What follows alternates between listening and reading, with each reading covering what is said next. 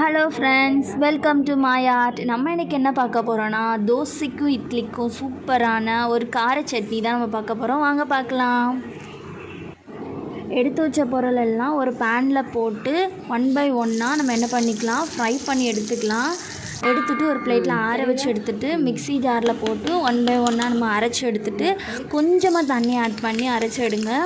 அதுக்கப்புறம் ஒரு பேனில் ஆயில் ஹீட் ஆனது கொஞ்சமாக கருவேப்பிலை, கொஞ்சமாக கடுகு போட்டு தாளித்து நம்ம ஆல்ரெடி அரைச்சி வச்சுருந்த அந்த சட்னி, அதாவது அந்த கார சட்னியை எடுத்து நம்ம நல்லா கிண்டி விட்டுட்டு தோசை கூட வச்சு சாப்பிட்லாம்.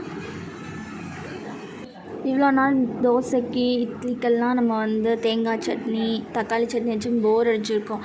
ஸோ இப்போ புதுசாக ட்ரை பண்ணுங்கள்.